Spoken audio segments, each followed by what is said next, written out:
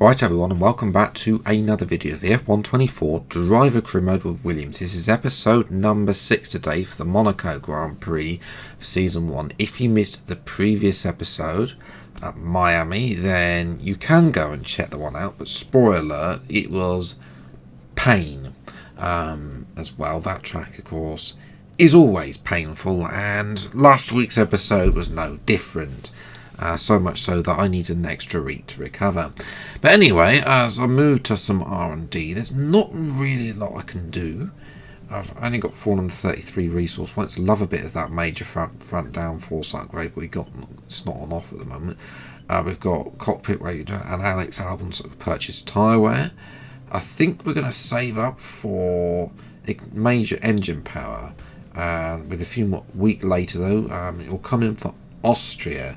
Now, we could rush this for Canada, but yeah, I think it's just better to play it safe, and we'll go for Austria. Austria we definitely need it in for anyway. Okay, mate, I know we were expecting some new developments to come through, but I'm afraid to say that some of them have failed quality control. We're going to need to tell the team what to redevelop via the R&D screen. Oh no! Anyway, last... So into the R&D graph, and well, Red Bull haven't brought an upgrade, McLaren have. There's more upgrades for Ferrari, Mercedes and Aston Martin as well, and then obviously everyone else, including us, has also brought an upgrade to Monaco as well. Yeah, we'll see what we can do with it. I mean, we're still trying to catch up to AlphaTauri, so yeah, it's time for qualifying. Not all qualifying sessions are created equal. From the moment that a driver sits in a go-kart, they want to end up here, in the pit lane, ready and raring for qualifying at the Monaco Grand Prix.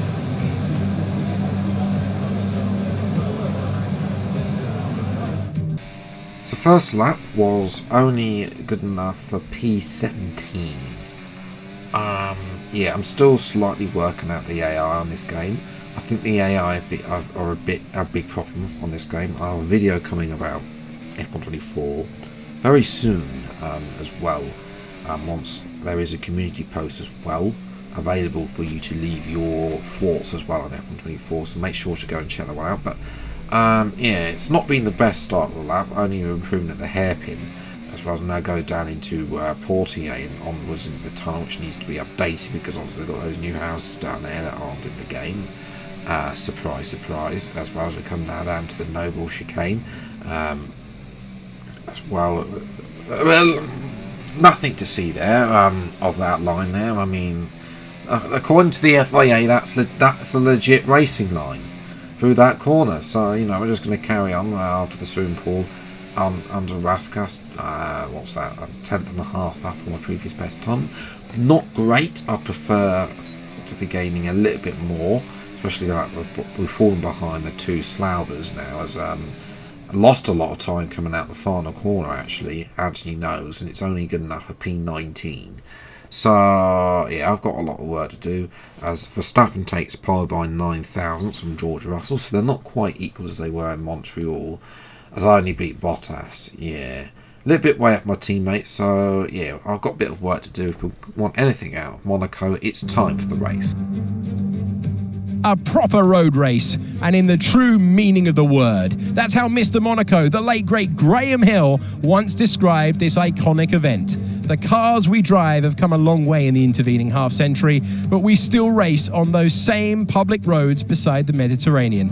There is no victory more coveted than that of the Monaco Grand Prix. The astonishing Circuit de Monaco is, for all intents and purposes, virtually unchanged since its inaugural race back in 1929. The faster cars of today ensure the 19 corners past the casino and along the seafront remain as thrilling as ever. A 2.1 mile lap here takes us around an entire country, yet never more than a few inches away from the race-ending barriers. It's time to take a look at our starting grid for today's race. World champion Max Verstappen starts from pole position, and starting next to them is George Russell. Moving on to the rest of the grid, we have Fernando Alonso, Sainz, Oscar Piastri, Leclerc, Norris, Hamilton, Stroll, Perez, Albon, Gasly, Magnussen, Hulkenberg, Tsunoda, Ricciardo, Ocon, Zhou, Phoenix, and Valtteri Bottas begins the race from the back of the grid. And with preparations almost complete, let's head down to the track. Welcome to the commentary box. I'm Alex Jakes, delighted to say that we're joined today by Anthony Davidson. Now, those final hours before a race, did you have a routine? Well, for them, you've got your pre-race rituals that you go through. You see different drivers do a lot of Grand Prix in a season, and the more systematic you can be, the easier you are within that environment. Try to put the starting position out of your mind and just focus on the race ahead. We can still do a good job here today.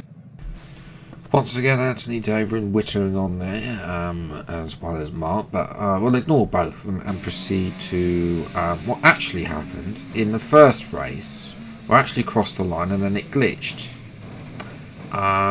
Yes, it glitched. For some reason, I finished 8th. Piastri then, for some reason, glitched as well, which is a shame because I wanted to show you I'm going to show you what happened in this episode anyway, because there was a red flag because of what happened here. Anthony knows.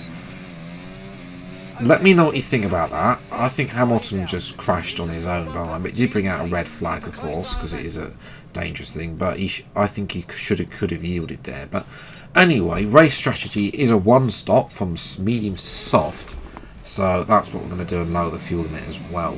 5 red lights then to the actual Monaco Grand Prix, and away we go. And it's a shocker for Zhou and the AlphaTauri there as well. We're going to try and get in front of one of the Alpines down the inside, as well, and met by a wall of Haas. Don't want to be going side by side up the hill with those two, especially after what Magnussen did in real life Monaco Grand Prix. As we now come out as down the hill, we just need to get in front of these two. Down the inside, my teammate as well. Can I make the triple dive bomb work? Yes, I can. Up to P12. That is more like the start I want. As well, for getting the two Haas cars, just slotting in front of them, and then getting also Albon as well.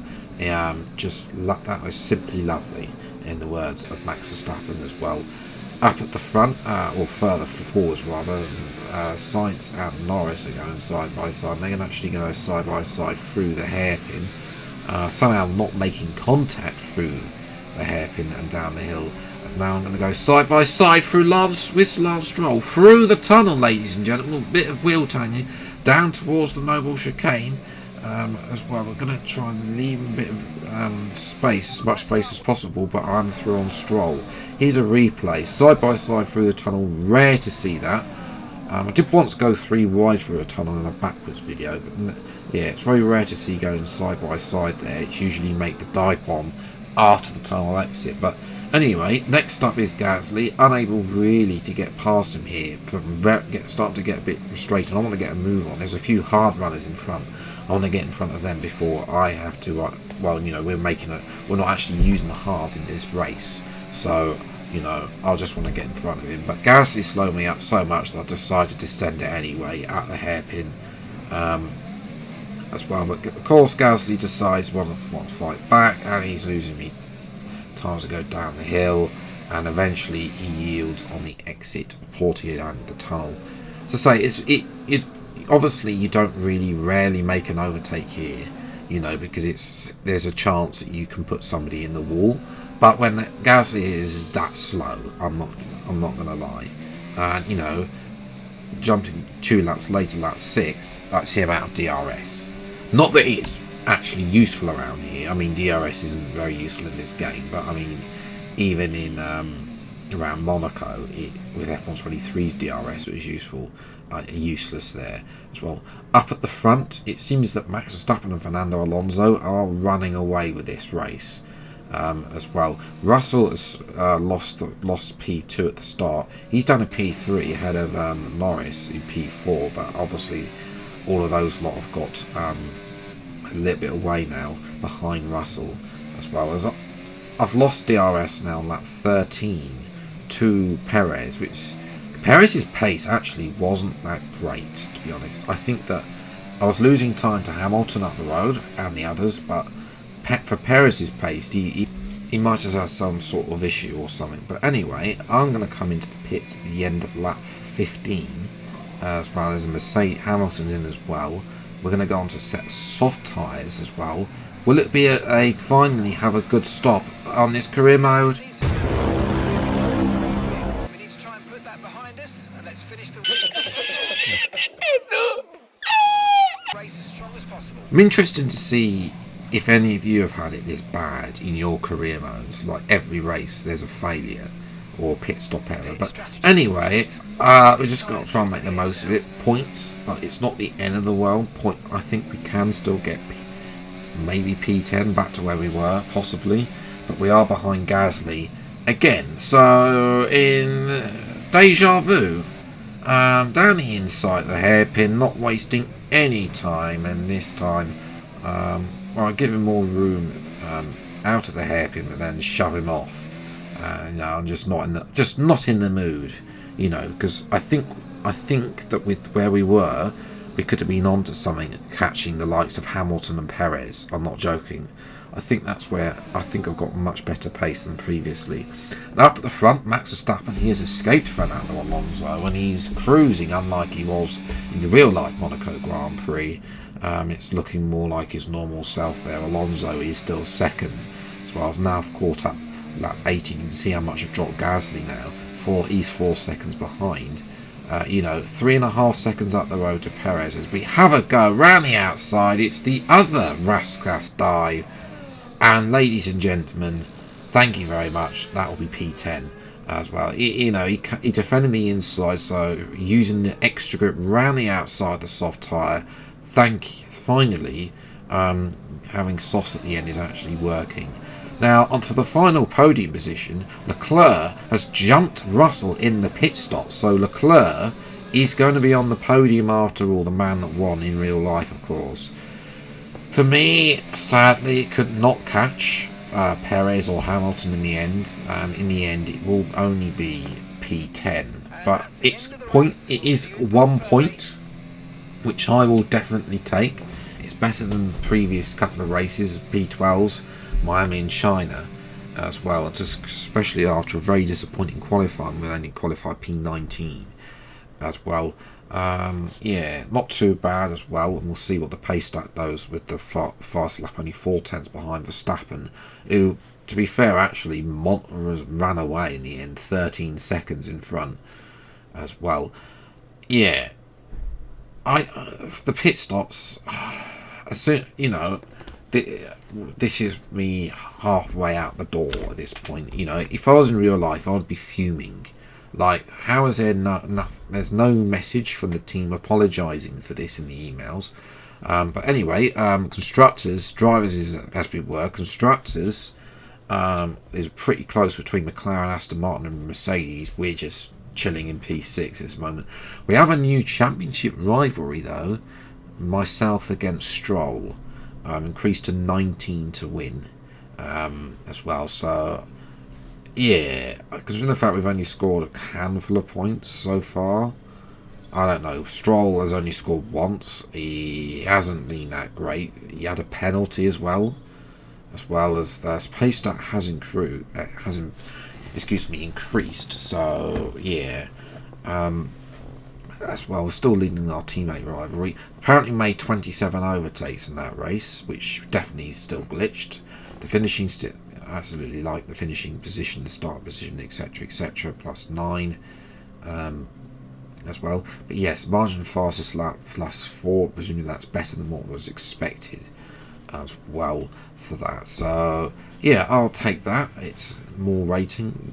I presume it's going to give us better odds of a move up the grid as well. But obviously McLaren are on the move. Mercedes has scored double points as well. Ferrari, Sainz is, after that triple podium, has had a quieter race here. It was Leclerc that was one on the podium for Ferrari. Alonso there. We need to see a bit more. I think we need to see a bit more from McLaren in this career mode, because they've not looked that great so far. Apart from that win at the opening round for Norris, they haven't scored a podium since. as well. For us, we're not really in that fight. I'm not going to be catching Piastri there. But yes, I actually really enjoyed Monaco, and I've discovered that you need to lower the AI by at least 2 between qualifying and the race. So that's my little top tip, as well, and lowering the fuel limit as well. But yeah, that's what I'm going to leave it for today's episode. If you have enjoyed, leave a like, subscribe if you're new to the channel. See plenty more F124 driver career mode videos as they come out. Until the next video then, I'll see you next time. Take care, enjoy your day, and goodbye.